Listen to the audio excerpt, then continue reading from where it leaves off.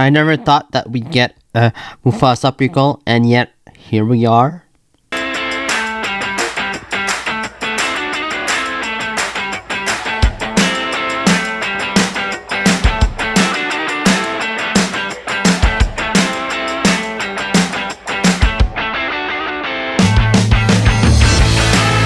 Mufasa is directed by Barry Jenkins and stars Aaron Pierre, Seth Rogen, Kelvin Harrison Jr., Donald Glover, Beyonce Knowles Carter, and Mads Mikkelsen.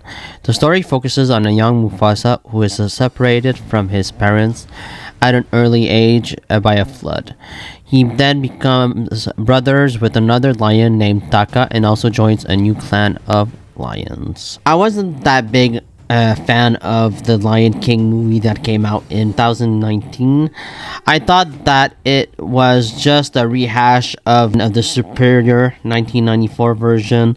I was really underwhelmed by the 2019 version of the Lion King, and I was a really big fan of the animation style too. I thought that the animation style was a little too stoic, and the animals really didn't express themselves all that much, and it was hard to invest in that story. And then basically we already knew the story it was a direct remake, and there was very little stuff changed or added, and I just didn't see the point of the 2019 version. Now with Mufasa, at least it's a new story.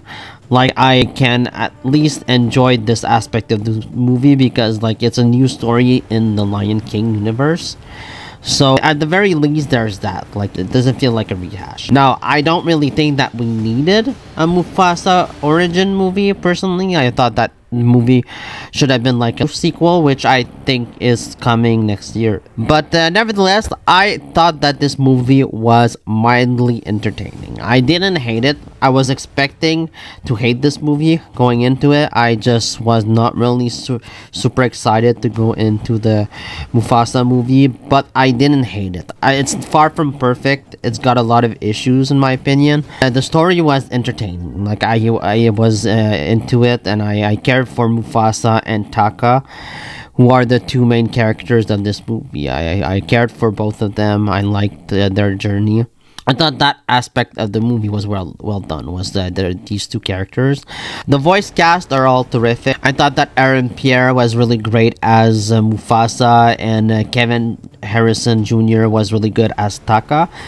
Like I said, both of them were great together, and they were really good in this movie. Seth Rogen and Billy Eichner as Timon and Pumbaa, I thought were okay. I didn't love what they had to do in this movie. Like, I didn't love their character arcs, and I usually love Timon and Pumbaa. I think they're hilarious, but here I just didn't really like what they had to do. I didn't find most of their lines funny, so I felt like they kind of were wasted in this movie. I thought that Mads Mikkelsen as like the big bad was great. Like, I even recognized his voice because his voice is menacing, and like he is a great villain here. Like the villains here, like the White Lions, I thought were really good. They were really menacing, and they made for a really entertaining movie. I'll give the movie that. I was entertained by the villains of this movie.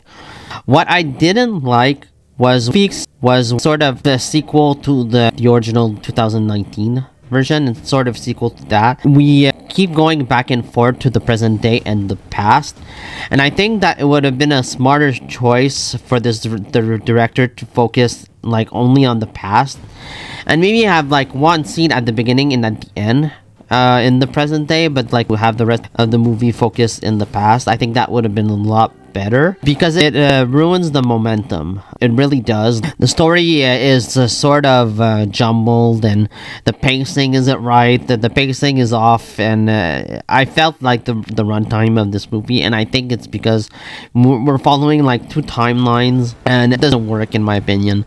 Also, the songs aren't really all that great. I sort of remember two songs. I feel like none of them are really all that memorable, and it's kind of weird seeing like real animals sing songs. I don't know, it's just it feels kind of awkward and unrealistic. I would have preferred like these live action versions maybe to not have songs in them.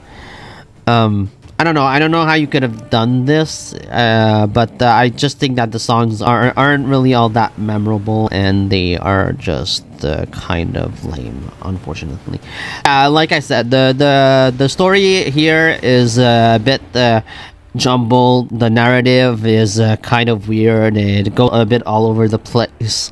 It should have focused on the past timeline, and while the movie is competently directed, I could have felt like the emotion from the animals a lot better this time around than in the 2019 version. I thought that the animals displayed a lot more emotion, and of course, Rafferty is awesome. Like Rafferty is always great here. He's once again he shines in this movie.